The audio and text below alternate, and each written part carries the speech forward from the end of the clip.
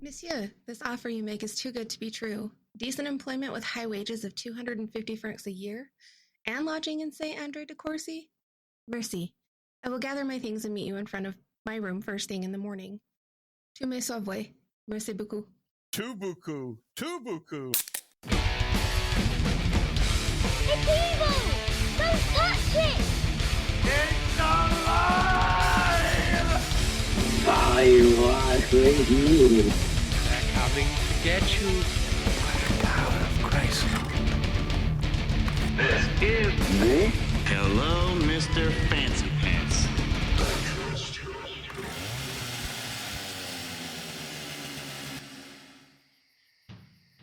Welcome back to yet another edition of the Hello, Mr. Fancy Pants podcast. Okay. Oh, Mr. Carter! Welcome back! I'm Zach. Joining me always are my co-hosts, Mr. Spar. Hello, everybody. Lindy. And Hi. the Todd. I'm just a part-timer, but I'm here again. Yet again. Always a pleasure to have you, sir. How is everybody doing this week?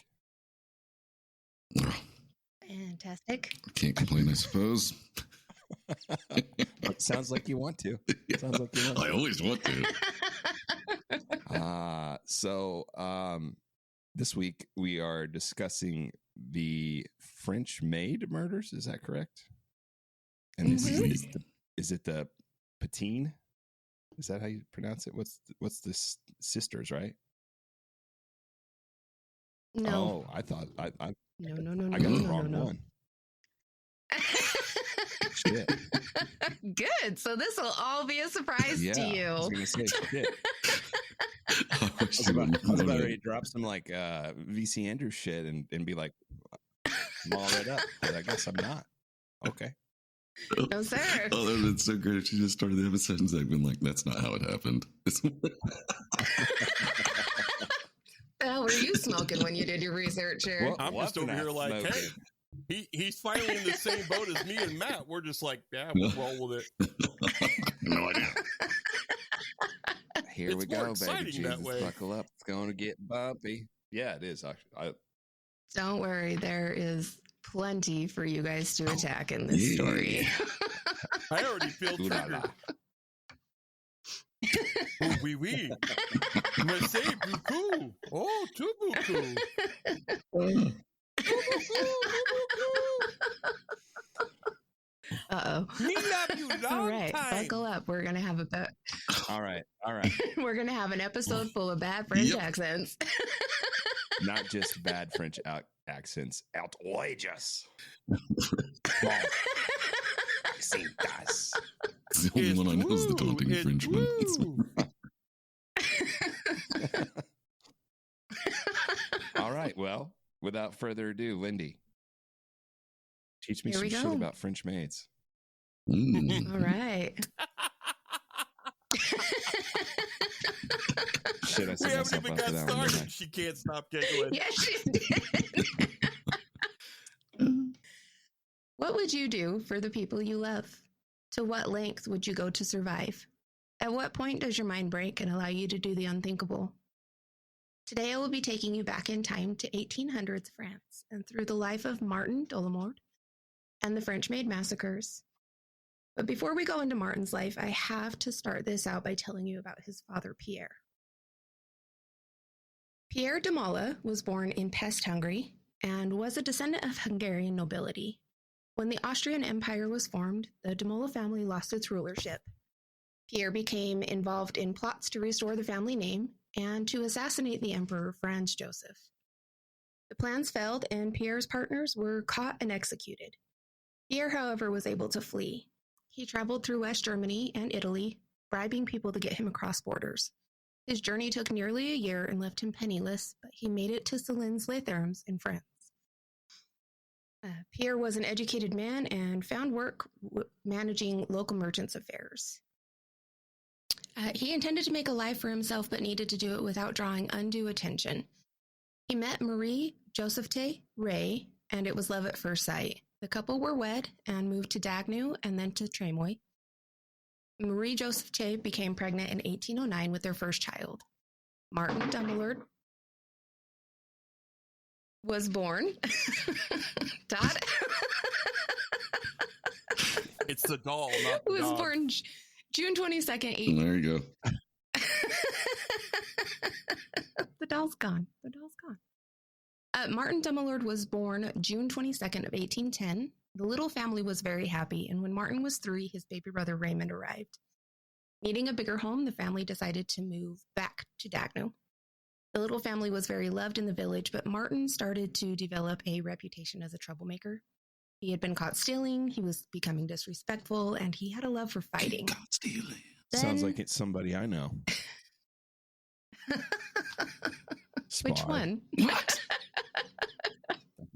At 3? I had Jane's addiction. So in my head. sadly, You were 5. sadly and very unexpectedly, Raymond became ill and he passed away. This tragedy changed Martin and he became silent and sullen.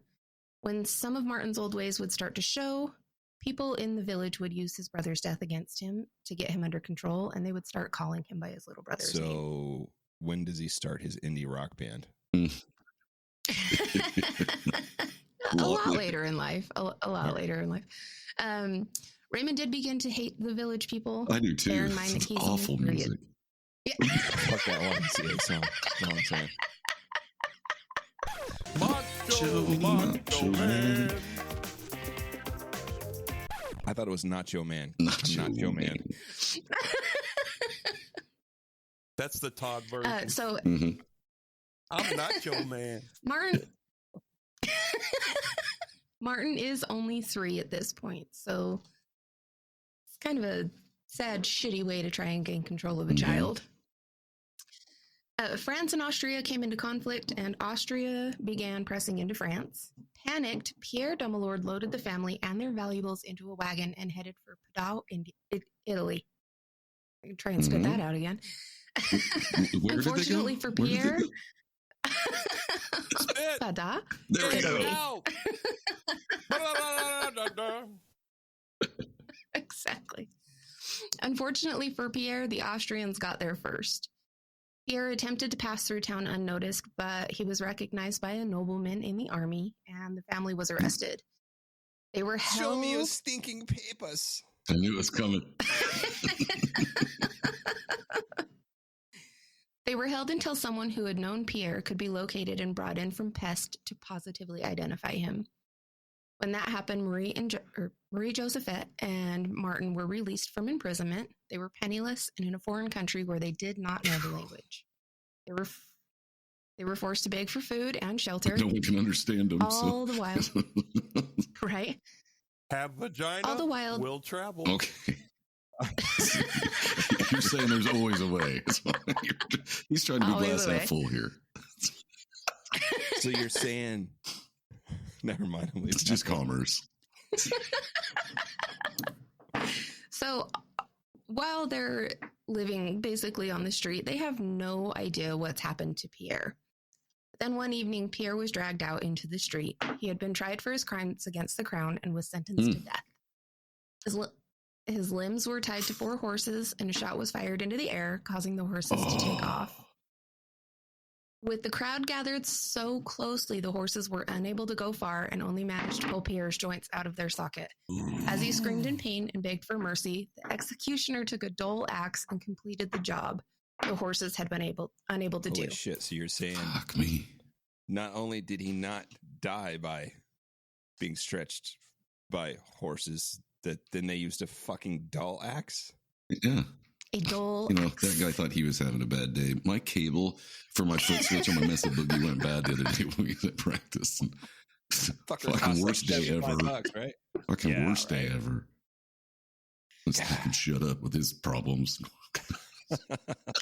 Well, Marie Josephette and Martin had not been able to see what was happening through the crowd, so she picked Martin up and placed him on her Oh shoulders. boy. Oh, so he's the one that got to see, like, oh, by the way, he's quite dead. 4-year-old Martin saw everything that had happened to his father. Marie saw what? What a way to go. Marie had not been able to see through the crowd, but when she did finally see what happened to her beloved husband, she fell on the ground in hysterics.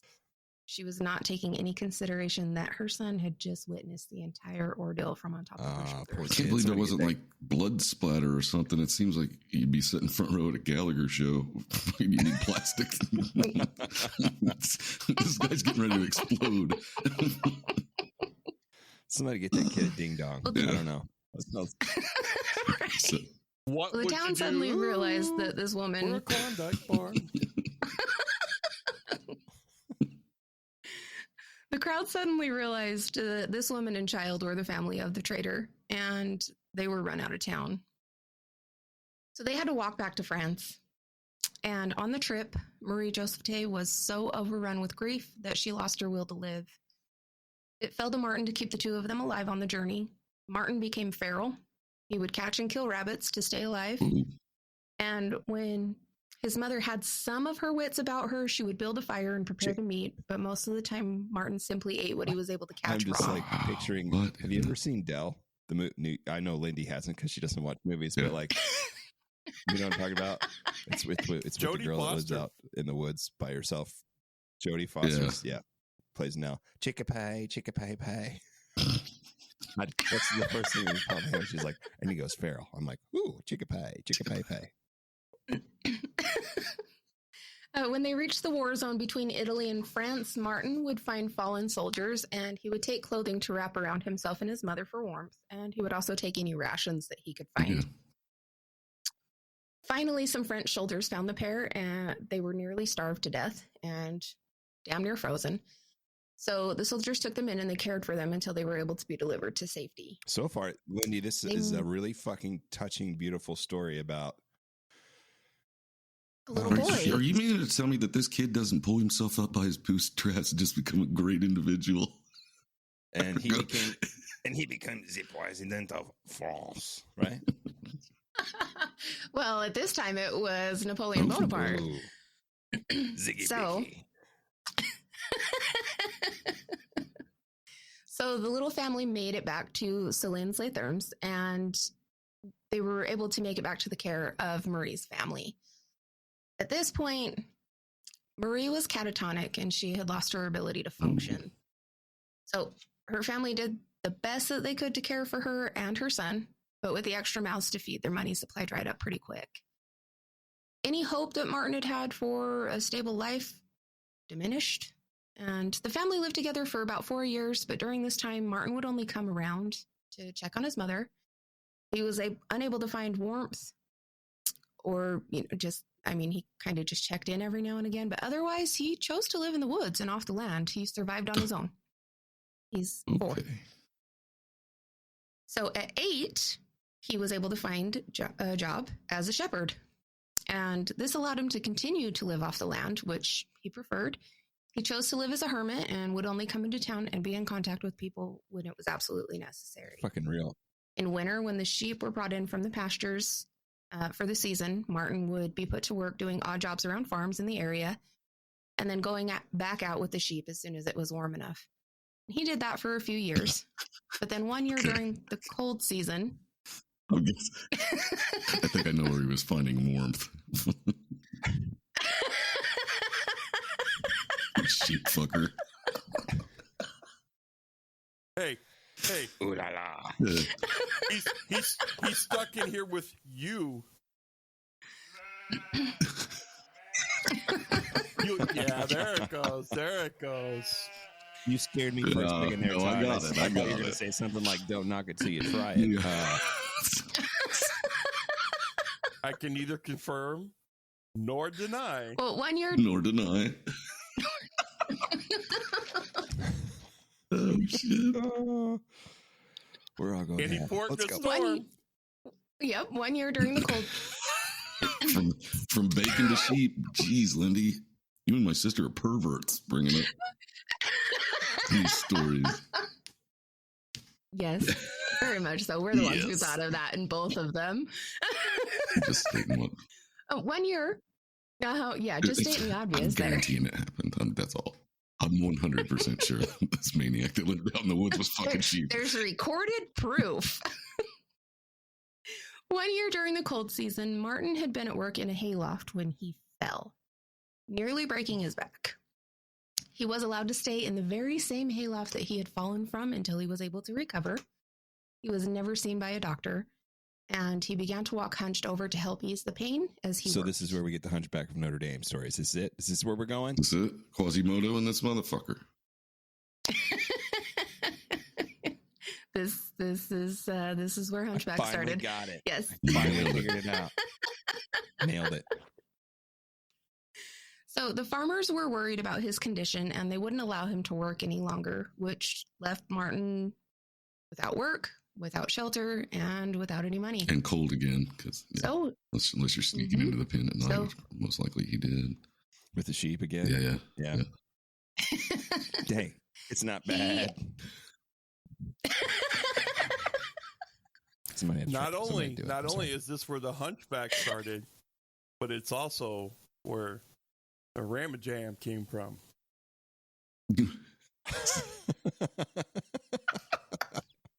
Whoa, Black Betty, Ram-a-lam. Did he?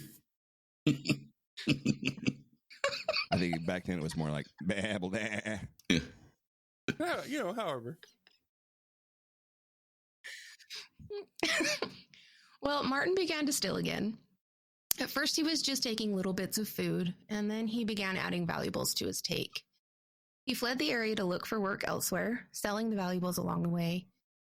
He was able to gain employment doing odd jobs for farmers along the Ain, and he built a good reputation for himself.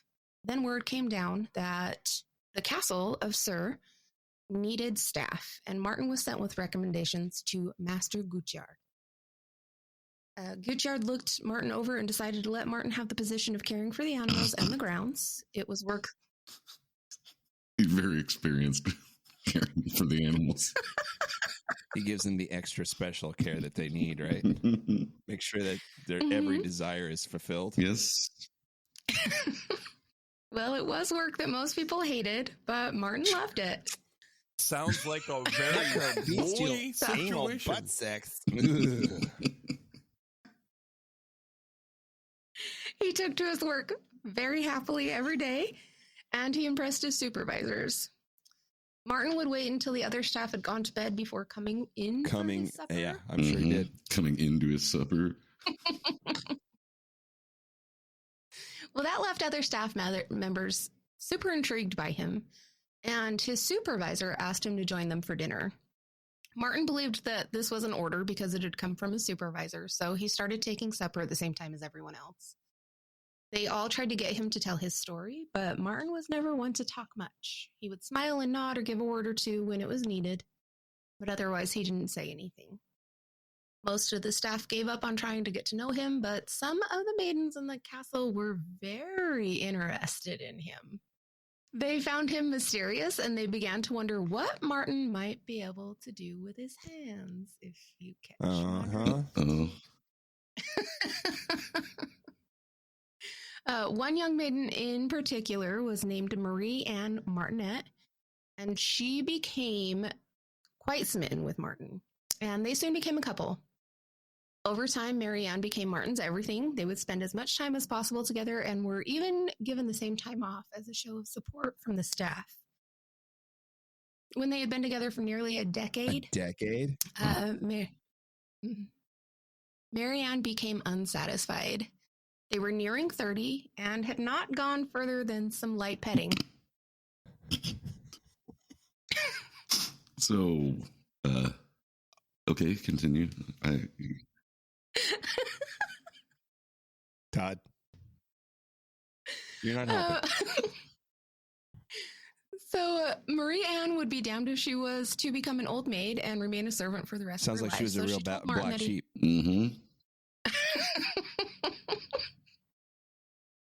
She decided to tell Martin that he had to propose. But Martin was perfectly content with life the way it was, and so he was hesitant to actually ask her to marry him. That's because she didn't know where he was getting it from. Why buy the cow when he's getting the sheep? Sorry. My heart belongs to you. Oh my God.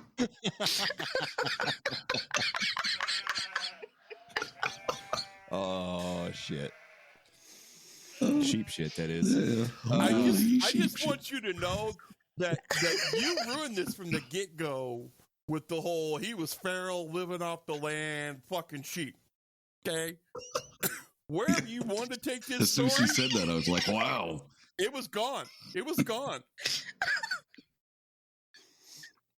Memoirs of a sheep fucker. That's what this should be titled. That's the episode title for this. Memoirs of a sheep fucker. Mm-hmm. You can't put a black apron on a sheep and call it a French maid. Well, I guess you could. Oh, I'm sure he did. Oh, it could have been worse. I mean, he could have been a goat fucker. Filthy bastards will eat anything.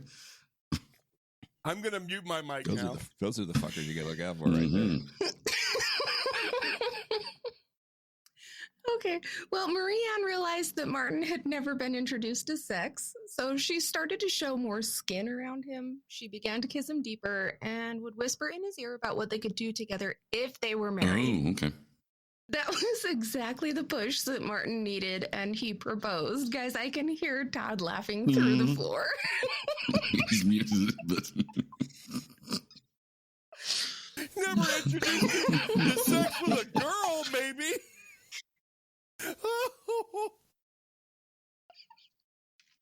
Oh, He like, shit. You ain't got no wool I'm going to have on to you. dry tears in a second. Yeah. You ain't got no wool on you.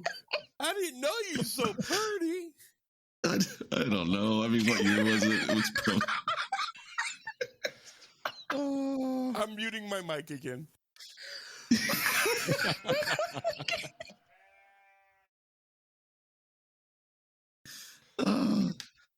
You probably could have made a horse blanket out of both of them. I don't know.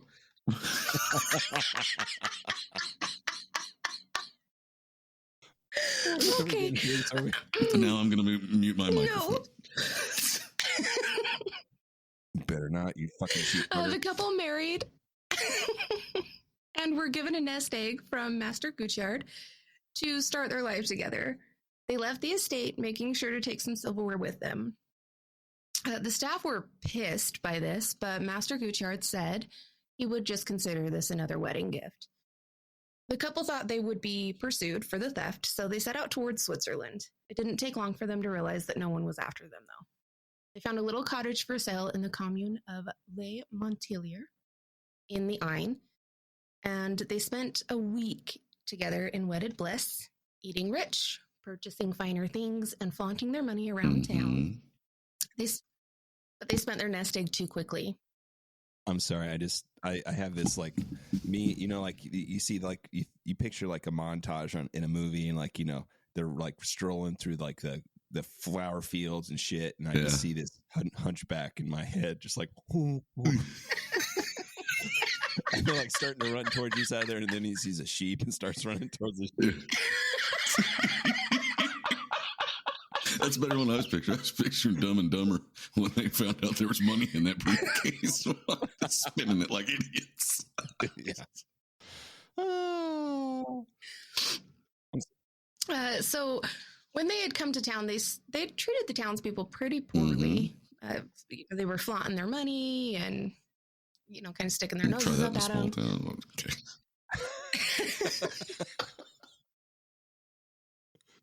So it became hard for Martin to find employment. Stupid fucking peasant people. I hunch over in your general direction. I think I killed Tom.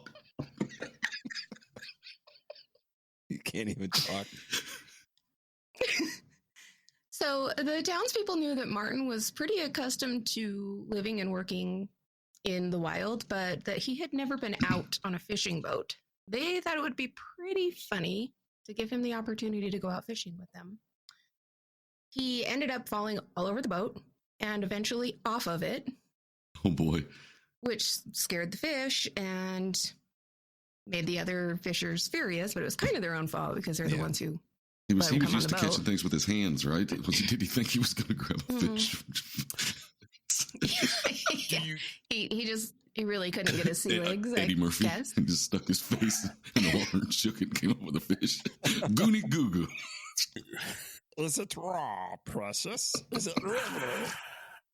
Well, Marie Anne had no skills outside of the castle. And in a small town like that, nobody needed a maid. Uh-oh. I see Ted laughing, but I can't hear him. I think he's trying to compose himself. Continue. Continue. Okay. I'm leaving my mic muted until I need to say something. I already passed by the scuba diver joke.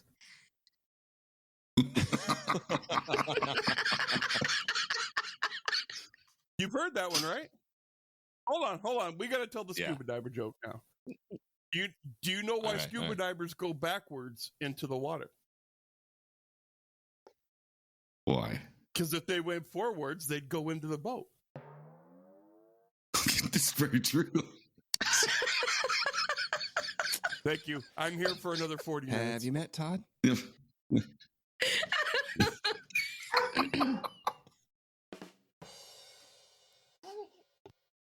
The couple had to face the reality that they would soon need to sell their home. Martin received word that his mother had passed away, and with that news, he knew that all his ties to his history had been severed. So the couple did sell the little cottage that they bought. She did live a lot longer than I thought she was going to, because you said they were there for like 10 years, and then they've been living here for how long? And they hadn't been here for very long. I think they made it in this village for just under a year. So it's like they hit the water and then they fucking blew their wad. As a lot of them do. Mm-hmm. Oh, yeah, exactly. So they sold off all of the furniture and then they set off for Dagenau with what they could carry. Some people in Dagenau still recognized Martin, and the villagers welcomed the couple with open arms. But some of the older villagers still referred to Martin as Raymond. Oh. But that didn't bother him now. There wasn't much work in this village either, and as their funds started to dwindle, Mary Ann started to sour towards Martin. And Martin couldn't take that. He loved Mary Ann more than anything, and so he decided to make the trek to Lyon to become a highwayman. I was a highwayman along the with coast a roads. hunchback on my back, and I fucked sheep all the way. So at first, Martin would just jump out from behind his hiding place and make threats. But he ended up getting his ass kicked twice. Once by a little old man with a cane. This hunchback jumped out, scared the shit out of me. I just started swinging. He looked like a sheep bucker, so I beat him.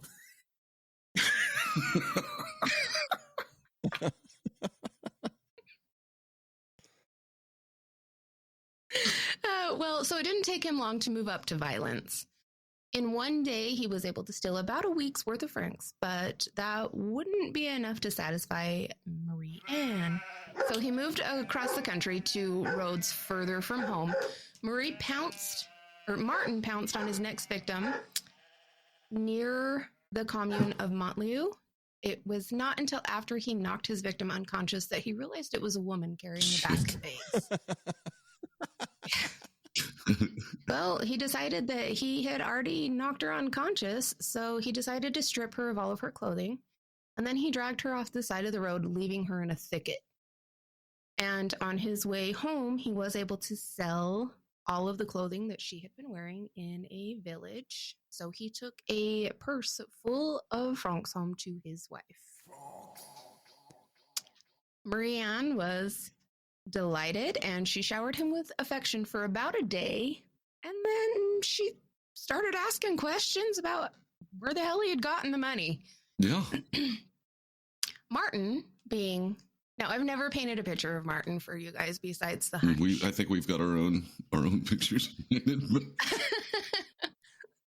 Well, he's extremely tall. I think he was like 6'7". He could have been 6. He could have been 7 foot without that hunch, probably. Yeah, Whoa. Possibly.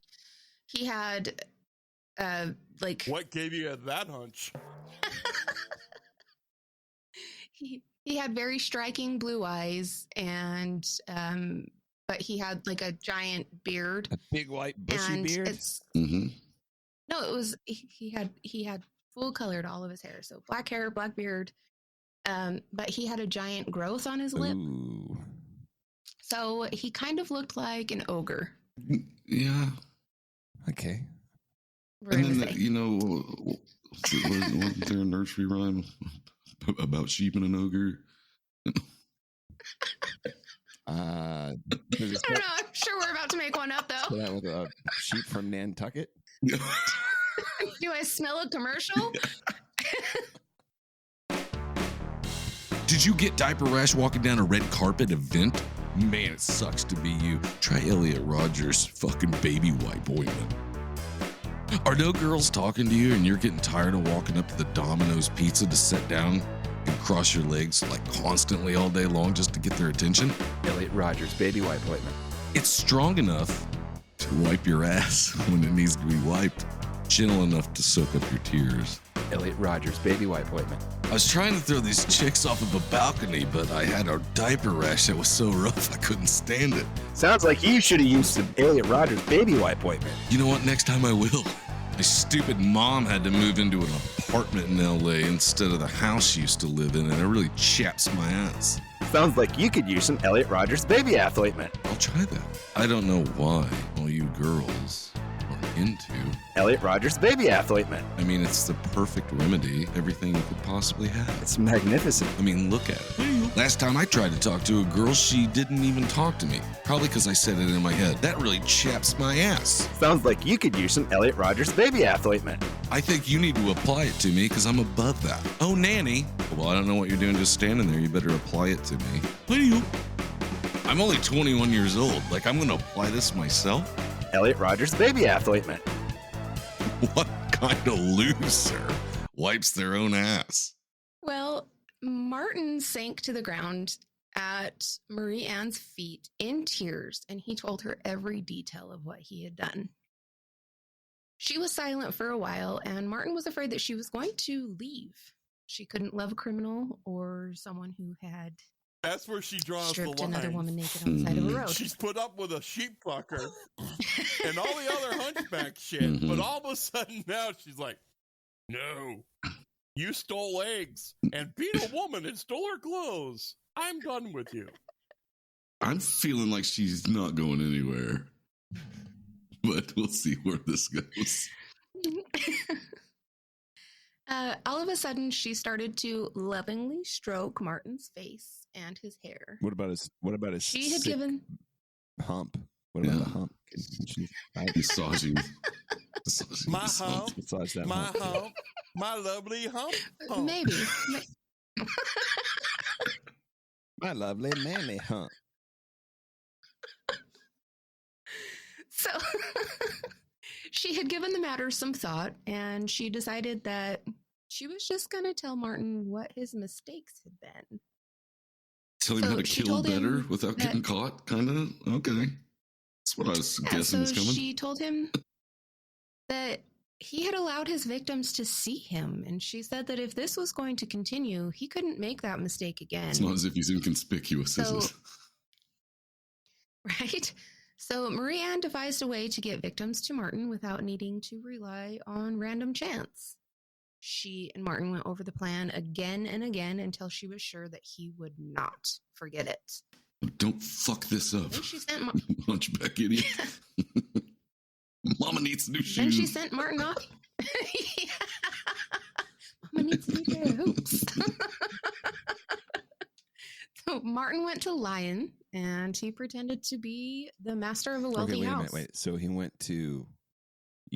Okay, so he went to a place called Lyon, or he went to Lyon. He started Lyon. Oh, no. He went to a place called Lyon, the city in France. So he approached Marie Carte about coming to work for him at his estate, but she was reluctant to leave her life in Lyon behind, or a life in the country. But Marie Bidet, Bidet. she was ready to go at once. Sounds like she's game to do anything. Nope, she's down. Sure, I'll shove some water. I'll shoot some water up your ass. No big deal. Let's do this. Make you nice and clean.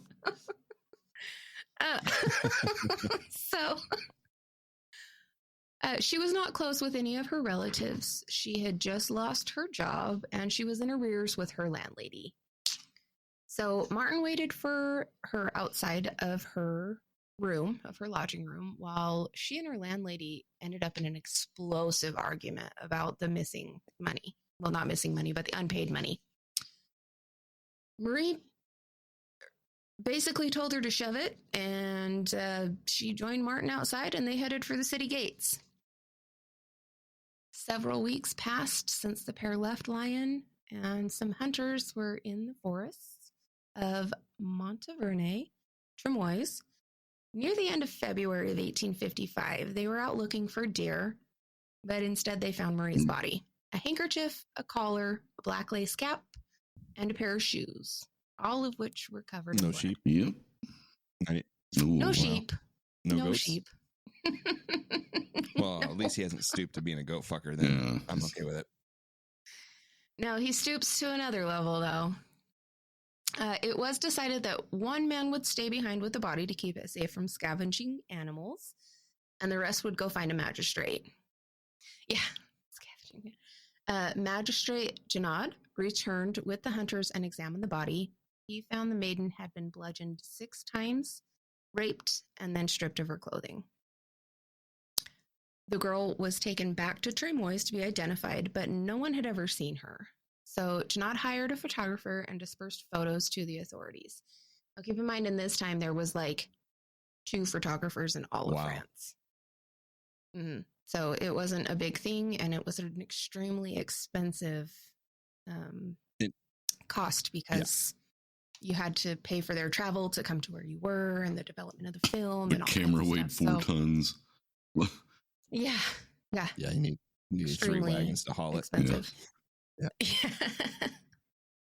So it took months. Well, Janot hired the photographer, and then he dispersed the photos to all of his men, other magistrates, and in papers and windows, that kind of stuff. So that the photos could be seen.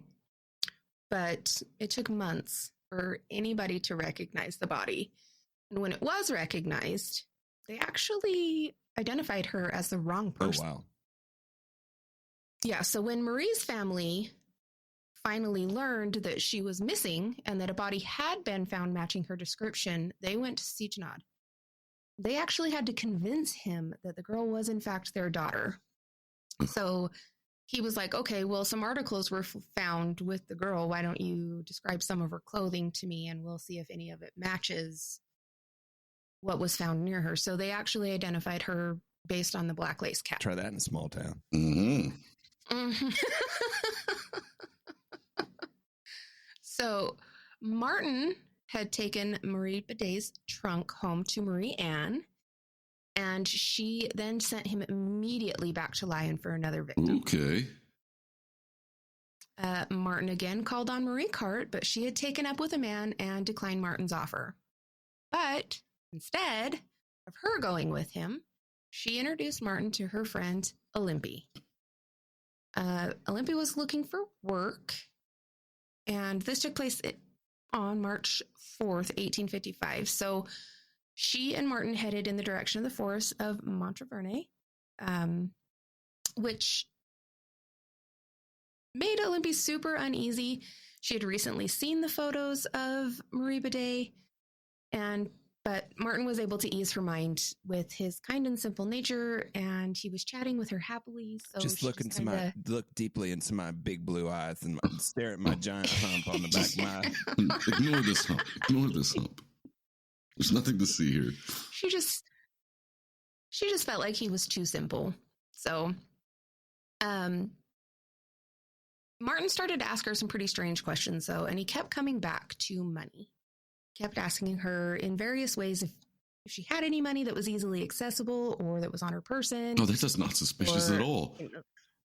Yeah, where she kept her money or what have you. So she started to get uneasy again, and night started to fall at this point. So she told Martin that she was not going to travel through the forest at night and that they would need to stop for shelter. So Martin argued with her for a short time, and he made the mistake of telling her that the estate was just past the forest. This had been further than the few walking hours he had promised in the beginning. Mm-hmm. So she knew something was wrong, and she took off running. I don't blame her. I picture the questions being like, let's say I was to, I don't know, throttle you to death in the middle of the road. Where would I find your money if that were to happen? Is it here on this trunk that I'm carrying for you on my back? Like a camel? Well, he would actually load the girl's belongings into a trunk, and he would carry the trunk. Okay. Along with them. Your trunk. So all of their personal belongings. Right on my manly hump. So all of their belongings, everything that they owned, everything, Martin was already in possession of without needing to hurt them. Yeah. He had it. So Martin apparently is one hell of a shot with a rock, because he tossed one and it hit her square in the back. You know how he was killing those animals and living in the woods? He was probably using whatever he had. Oh, yeah, that's a fair assumption. So he knocked the wind out of her and caused her to stumble, but she's kind of a badass bitch, and she managed to stay on her feet. Martin threw another rock, and this one sailed just past her ear, but it didn't take her down. So she made it to a cottage, and she was banging on the door, and she's screaming for help. And the lady of the house opened the door. She took one look at the girl and pulled her inside. Olympia sat there and told her story, and in the morning, she was escorted back to the Lion by a group of farmers. Oh, good news in this one a little bit then. Yeah. I bet she went straight back to her friend that just slapped her in the fucking face. You dumb twat. Kicked her ass. Don't ever introduce me to anybody ever again. Sitting with that monster. This is why you don't go on blind dates. Just kidding. The farmers did take her straight to the authorities. Her statement was given, and she was able to provide them with a detailed description of So her. is this man, he is very tall. He has a large hump on his back, and he reeks of elderberries. so piercing blue eyes, you say? Don't forget about the elderberries part. That's important. And he was carrying a shrubbery. So, did you say a shrubbery? Oh, please. So Joseph Tay Chartletti was a young maid out doing the shopping for her master when she was approached by an older man who told her of his need for a maid at his own estate. He won her over by offering her exceptional wages and lodging on the estate. He allowed her time to tie up loose ends, and he came to collect her on September 22nd, 1855. They made their way towards Côtière through neighborhoods and away from known banditry areas. Once again, Martin kept steering the conversation towards money, which made the girl uneasy. And as night fell, Joseph Banditry? Banditry. Mm-hmm. I like it. Proceed. He's kept her away from areas known to be robbed. So once again, Martin kept steering the conversation towards money, which made the girl uneasy. And as night fell, she told Martin that she had recently seen pictures of a Mademoiselle Bidet. And for that reason... She looked like shit. I hear it. I can't. That's where my mind goes. That's where you wash your ass. So... Was there going to be a lady with the last name Urinal or...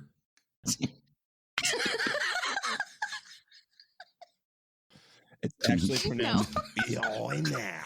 So we've gone from sheep fucking to ass washing. It's kind of how these episodes roll. I mean, for the most part, really. It doesn't matter what we're talking about. I'm a child. Well, for that reason, she was not comfortable traveling at night. She told him she would find shelter in a nearby farmhouse, and if he did not wish to stay there as well, then she would meet him in the morning to continue their travels. Mademoiselle Chartletti did stay in a farmhouse that evening, telling her tale. to the patrons of the home, and they agreed that it seemed like the man intended to rob her. So instead of going out and meeting Martin again in the morning, she actually left at first light for Lyon and went to authorities. Oh, wow. Another bright smart light girl. in this. Okay. There's going to be a When are few. we going to There's get a to nice the little bright light in French this maids? shitstorm. When are we going to get to the French maids? All of them are French maids, sir. Oh, so when you Every girl That's we've what talked about has been a French maid. so it's not the actual I'm here to clean your house and seduce you. It's the I'm a Mhm. woman and therefore I'm called a maid. No, they They were were all hired- disappointed. they were all maids. They were all Yeah, they were hired under maids. the impression that that's the job that they would be doing when they got to the place. Yeah. Mm-hmm. Yeah, well, And I this is how Sorry, Todd. I'm surprised it took you this long to yell at me about this. I obviously rented the wrong movie.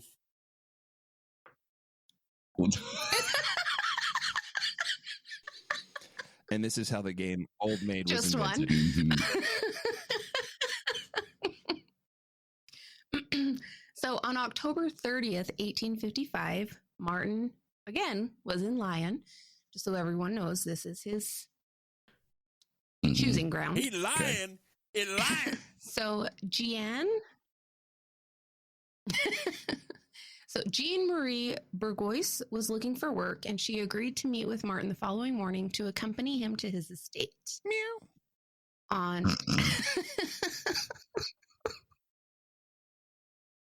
On Halloween morning, the pair set off on a pleasant enough walk, but Jean Marie could not shake the feeling that she was in danger. She looked at her surroundings and saw a monastery in the distance. Giving no warning, she took off. She ran as far and as fast as she This was dude able. was just oozing with creep vibes. Yes. Okay, is So she did eventually collapse from exhaustion. this the part where he climbs up and Check it. rings the bell in this church and then But they I'm light it on a fire? creep. No. But we are getting to where that comes into play here in just a Cool, couple all right. minutes. Sorry. So after she collapsed, a pair of large, rough hands picked her up, and the girl did not have enough air to scream. Fortunately for her, the man was not her would-be attacker. It was another hunchback But a named farmer. Quasimodo. Mhm. It was actually a farmer named Benoit Berthelier. He had seen the girl running and stumbling through his Did he have fields, balls? and he was concerned for her. So when she came out, did he have what? Balls. I think he said balls. Balls. Benoit. Did he have balls? Balls. Okay, Oh, I was gonna say he threw her in the crippler crossface, but then It's like, where are we going with this? So when Jean Marie could catch her breath, she told Benoit what had happened.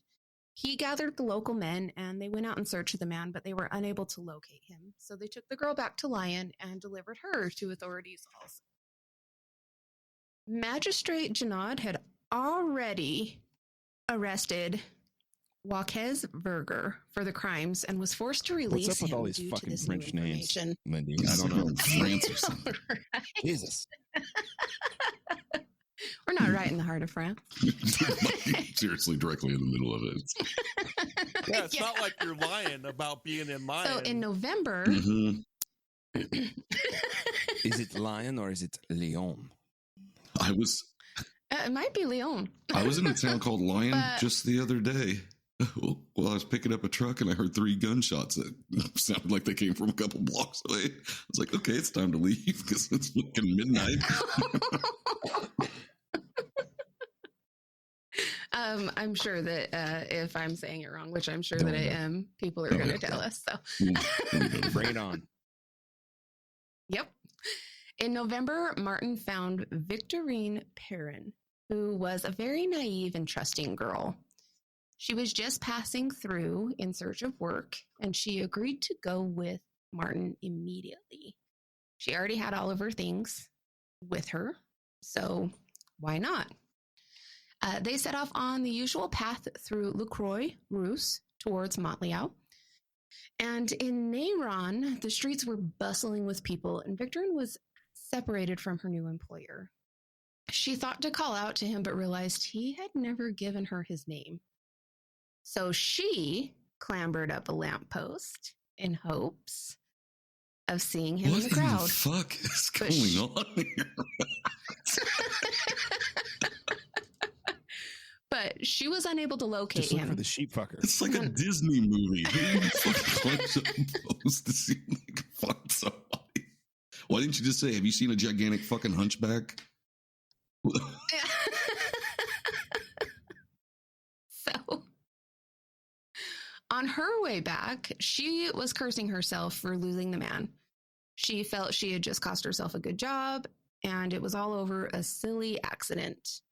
It didn't occur to her until she was nearly back. The man had all of her possessions with him. Oh. Mm-hmm.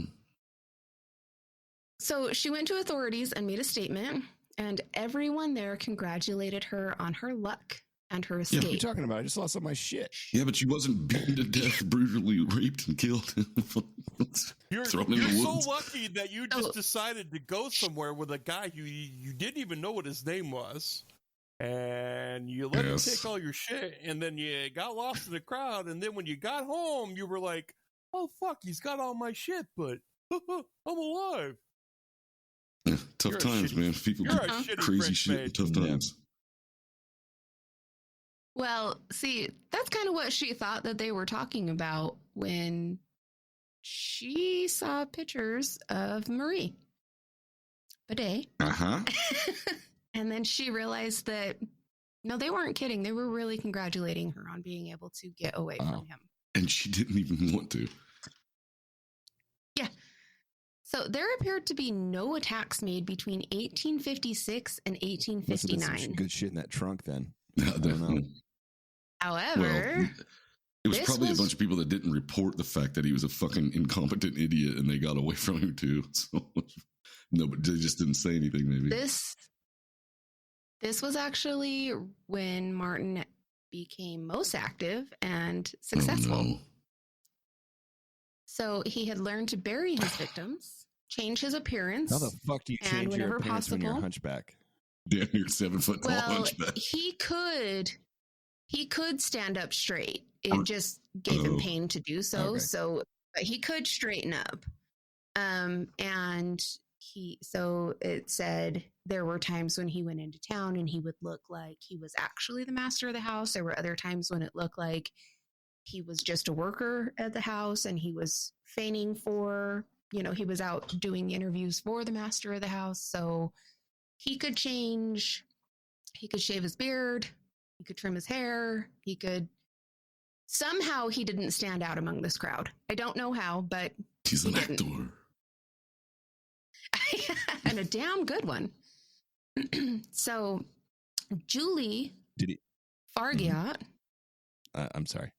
What's up, Todd? I'm waiting for it too. Move along.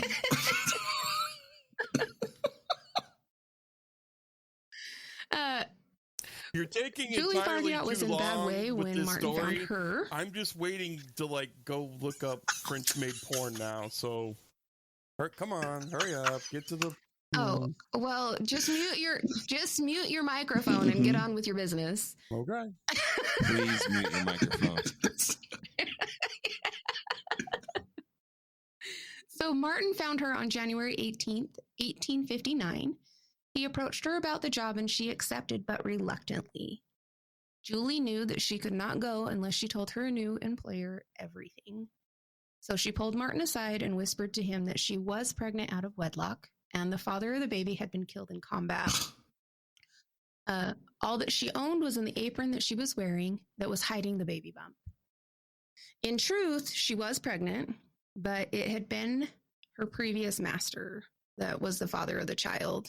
When he had learned of her condition, he gave her a small amount of money and sent her on her way, which left her out of a job and a home. So she was actually really a great French maid then.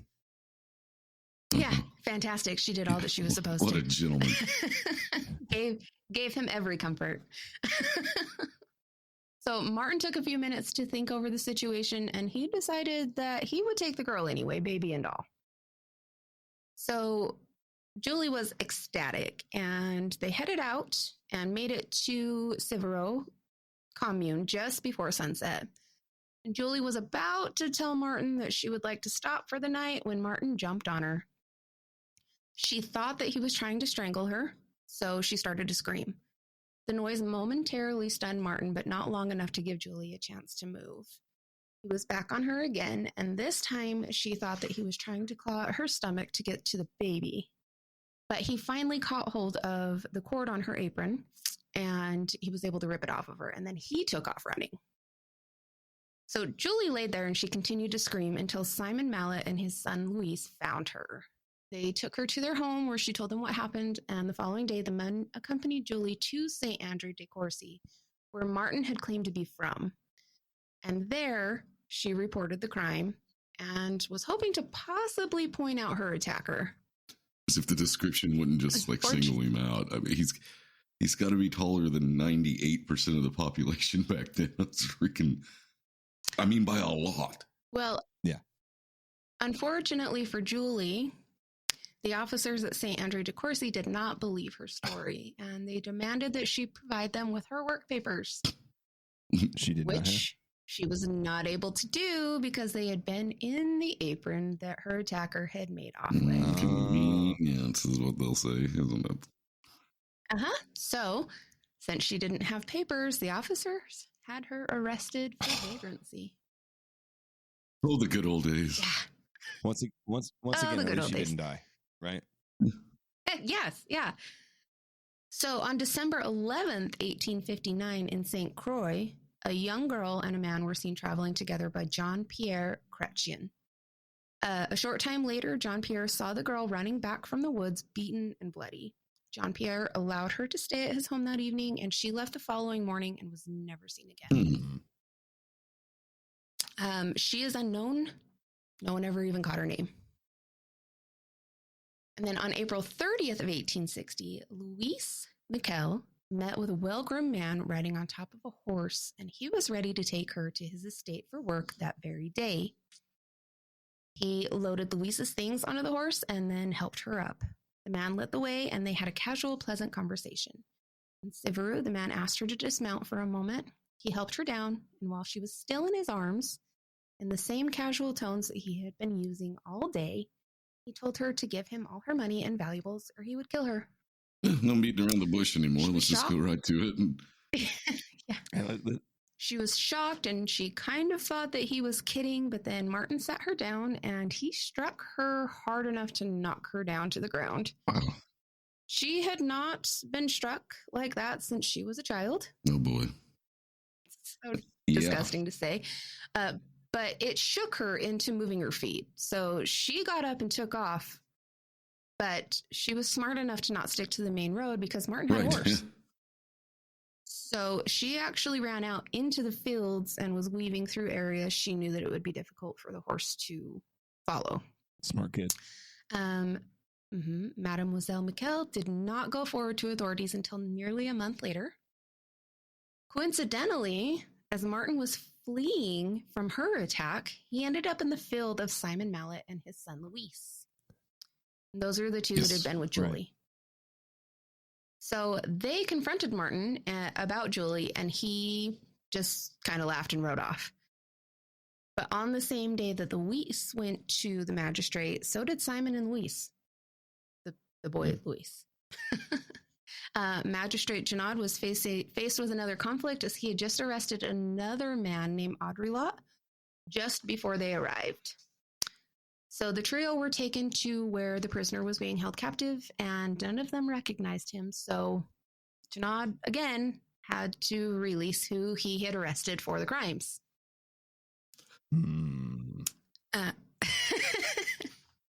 The story is not what I thought it was to begin with, but it's good. So Marie Pichon met Martin, and she accepted his offer. They traveled by train to Montreal. Both were well rested from their train ride, and they started out to the Dagny forest. After a while, Martin set down Marie's trunk, pretending to have to tie his shoe. She was looking out through the forest and did not notice Martin pulling a lariat from his pant leg. Marie had her back to him and had been looking out towards the sun, which caused her eye to water, so she raised a hand to wipe at her eye just as Martin tried to throw the lariat around her neck. Oh, so she got her forearm up in the way to get around the. Okay. Mm-hmm. He got her arm instead, but he was not aware that this had happened. So he was pulling on the lariat hard enough to pull Marie off of her feet, and he could not understand how the girl was not choking out. When he realized his error, he loosened his grip, which placed Marie back on the ground, and she wasted no time. That girl took off like a bat out of hell. Indiana Jones, he is not. Okay. Thank God this guy's done her in a box of shit. Yes. So she was taken in by Farmer Jolly. And while the girl slept, Jolly went to Dagnew authorities to alert them to the situation. Dagnew should sound slightly familiar. Slightly familiar. So, Todd, I hope your mic really is muted. Yeah. Folding a napkin. Good Lord. Unfortunately for Martin, his description was immediately recognized. Finally. And he was not only named, but since he lived in Dagnew, his home was pointed out as well. Rangers, with the aid of locals, were able to put together a timeline of Martin's return to the area and his travels since his move back. The Rangers sent word to Magistrate Janad, and he immediately wrote a warrant for his and Marie-Anne's arrest and a search warrant on their home. Once the warrant was signed by the proper authorities, Janad and a few officers headed to Dagnew to arrest Martin and his wife. They were taken to the Garde Champêtre office while officers searched the home. The horrors that were uncovered at the Dumollard home began to unfold the true story of the victims that had not yet been found. Okay. There were piles and piles of clothing, jewelry, and precious heirlooms. The horror. Well, at least the clothing. No nipple belts, though, right? No. All right. Not more victims, though. No. The clothing was stacked in piles depending on condition. One area held clothes that were in sellable condition. So those would have been the clothes that would have come out of the trunks. Another area was dirty clothes that were caked with dirt and blood. So hold on. And the final area. We have another instance of people collecting trunks and clothes. Yep. Are they snark bitch too? Do? Mm-hmm. Yep. No, they're from France. Totally not Belgium. Different language. Different language. Well, it is crazy. There'd just be piles of clothes.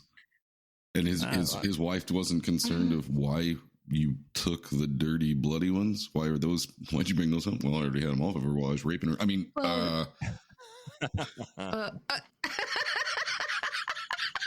You're sick. You're sick, man. You're going to hell. I didn't do it. This guy did. So the final area of clothes were the hardest to look at, as they were the ones that had clearly been in a struggle. They were cut, ripped, or shredded. Covered in semen. Most likely. Yeah.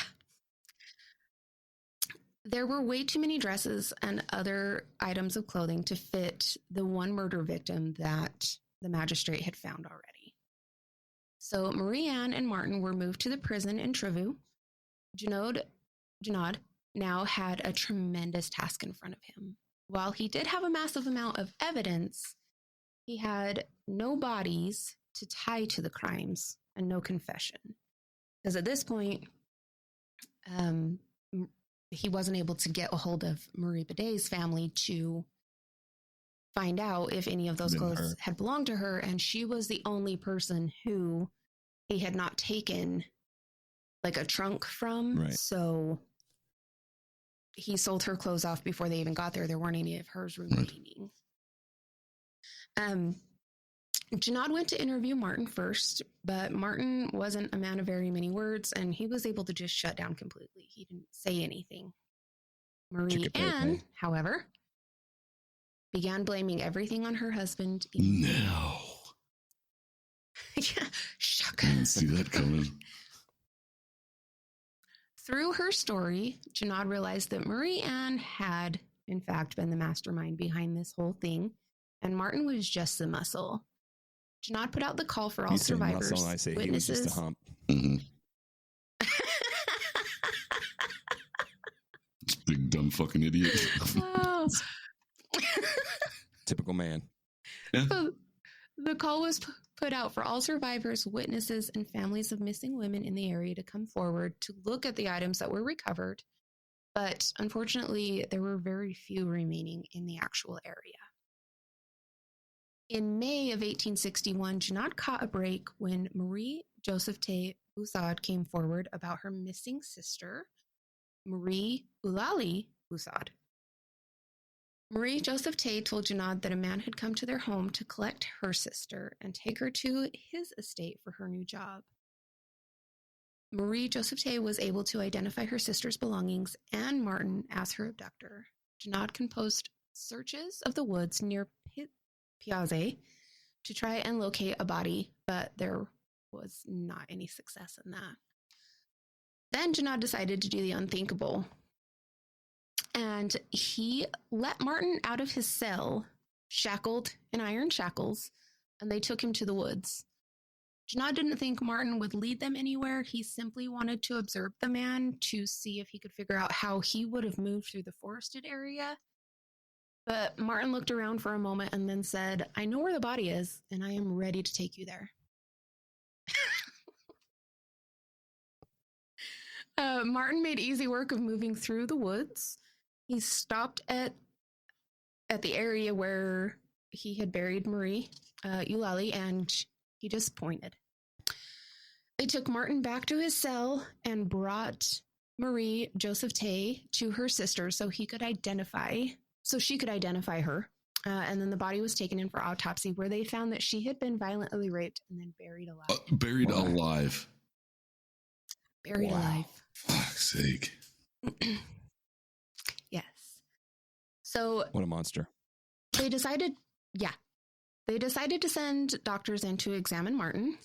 They were hoping to use him to answer the question that's been asked since the beginning of time of whether his evilness was hereditary or circumstantial. Either way, if it was, of course, his wife was putting him up to doing it, but he was going to do it anyway, and he was super enjoying it, or else he wouldn't have been raping them. See, I don't think that he would have done it without her. That's the Well, he point might right not there. have, No. If He never would have left if he never the would have estate. fucked that girl and stayed the fucking sheep, he'd be fucking a happy man today. Yeah. Memoirs of a So sheep. what you're saying is sex with women is the root of all evil. I blame the sheep. I think it's the gateway. Gateway drug. It's the gateway rape. Mm-hmm. Yeah. Okay. So he went crazy because he wasn't having sex with sheep anymore. He moved on to women. He just started out with the sheep, and that's what did it. Yeah. So the doctors found that the growth on Martin's lip was actually a benign form of cancer. And then with their extremely disgusting and racist form of science, they decided that Martin was not, in fact, a full-blooded Frenchman. And so he could well have been born a monster. Oh, well, that makes sense. Case closed. And if you actually want to go see the methods that they used, I'll let you guys look it up. But this is the part of the story that actually made me Superman. So, the methods that they used? Okay. Mm-hmm. What were? Mm-hmm. Well, just basically like they measured the size of his skull and compared The size of his penis? No, people of other races, the size of their skulls and that kind of stuff. So medicine back in the day was vile. Yeah, for sure. So Jeanad started to apply pressure to Marie Anne, and she would accept no involvement in the crimes. But in exchange for her life, she could offer them a body. Oh. So she told Jeannaud that in November or December of 1855, Martin had killed a girl in the Montmain woods. He had brought home her things, and those things included a pair of gold earrings, which the couple sold for a hefty sum. She told them that Martin had enticed the girl with his promise of work and lodgings. He then took her to the train station where they offloaded her luggage to be claimed at a later time after he had gotten her situated in her new home and role. He promised the girl he would return to fetch her trunk. When Marie Anne learned of his plan, she forbade him from returning for the trunk as she did not want any attention to be drawn to him. Authorities went with Marie Anne to claim the trunk, and the station was happy to finally have it claimed. Jeannaud, Marie Anne, the imperial attorney, and the gendarme commander took the train along the same route that Martin had taken with the maiden. While on the train, they took Marie Anne's statement, and they headed for the woods. Marie Anne was able to locate the body immediately. And so Jeannaud did not believe that Marie Anne could not have been involved if she was able to take him to she had to be there. Exact location of the body. But he was willing to let it go if it meant that they got Martin. So the body was sent back for an autopsy, and they found that this body had been raped twice. Once prior to her death, and then once after. At this point in time, Jeannaud and others... Oh boy. At this point in time, Jeannaud and other authorities had been rational towards Martin. They believed that there was a logical explanation for why he did what he did, and that everything could basically be explained away. But finding that he had returned to a corpse and committed necrophilia was unacceptable and unexplainable. So now they were ready to throw the book at him. Oh, that was it. That's what, okay. That's where the line's drawn. I see. That's where the line was drawn. It makes no fucking sense. So, welcome to 1800s patriarchy. So Martin vehemently denied having anything to do with this crime despite his wife's confession. As of now, the investigation had only turned up 3 confirmed murders. There were still way more articles of struggle clothing than victims, and only 6 survivors had come forward with evidence against Martin. Jeannaud looked through the 648 cases of missing women from the area, and he knew if Martin confessed, then he could have closer solving, he could be closer to solving half of these. That's it. Because he felt like he had been involved, and that was going to be it, case closed. But it felt like Martin had been coached on who he was allowed to confess to, and the Montmain maiden was an error on Marie Anne's part. So Jeannaud had no choice but to move forward with the 3 murdered and 6 surviving women. Then suddenly, Jeannaud was summoned. Martin had agreed to confess. I'm going to sum this up because the confession is super lengthy, but it is public record. So if anybody's interested, you can actually go look it up. It's disgusting.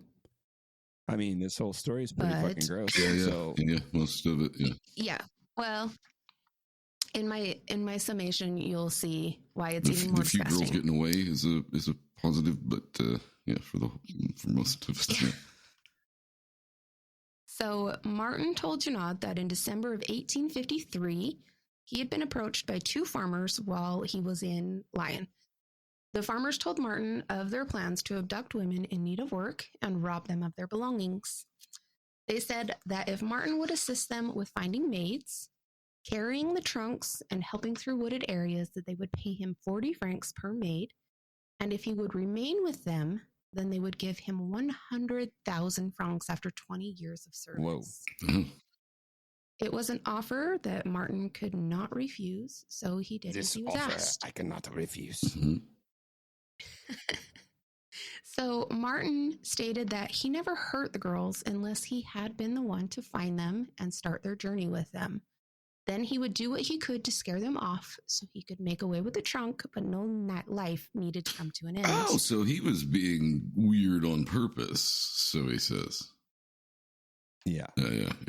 So he says. And that was why so many of them found their freedom, because how could someone of his size and stature not overtake a young girl? Not a soul believed Martin's confession, and none of the survivors could corroborate having ever seen two other men. Martin, in his confession, however, had mentioned two other bodies that had been thrown into the river. So the authorities went and searched the river.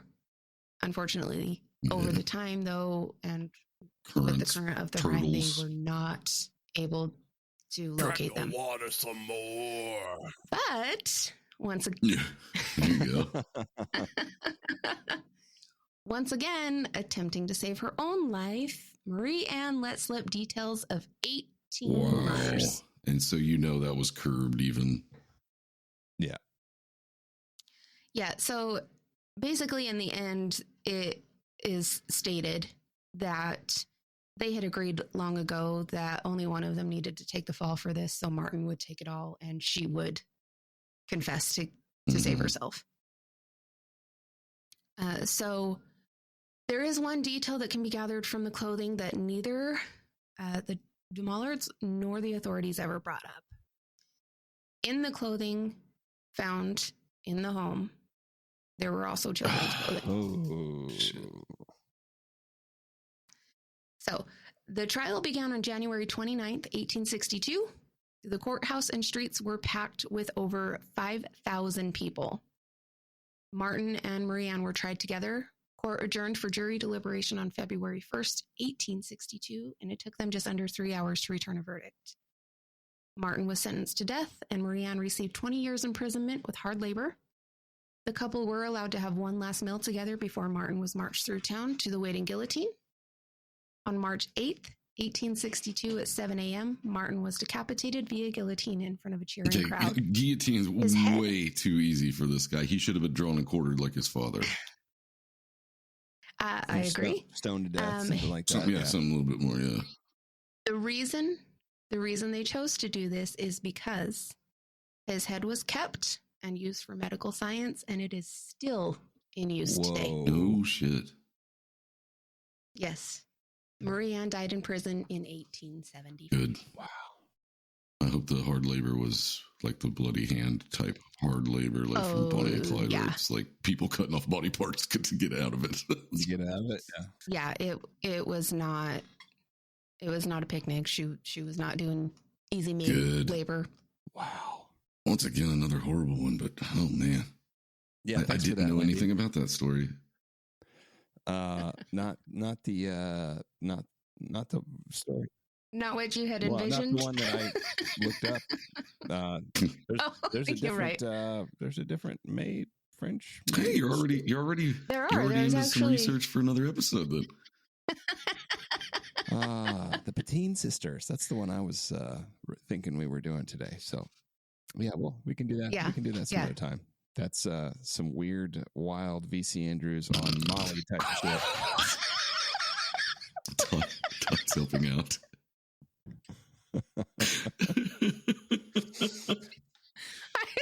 I'm not sure what just happened there, but just combing your hair for you. Oh, shit. Well, guys, thanks for hanging out again, as always. Please continue to like, rate, review the podcast. Please leave a review.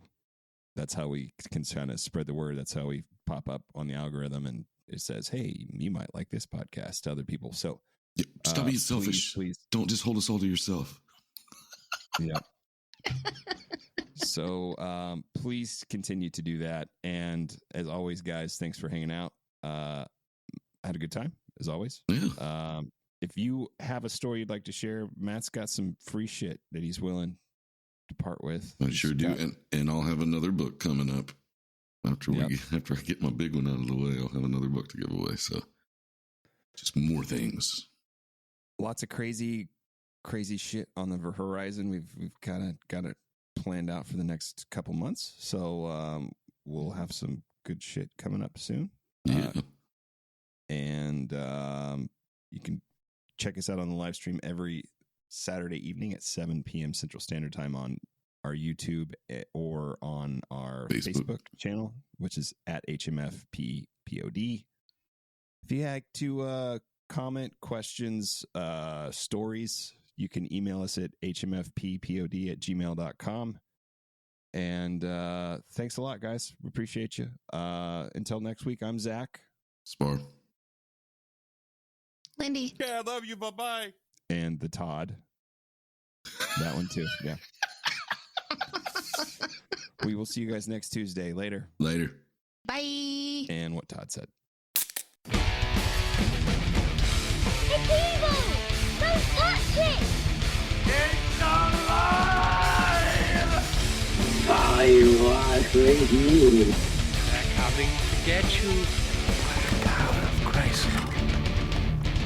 This is Hello, Mr. Fancy Pants.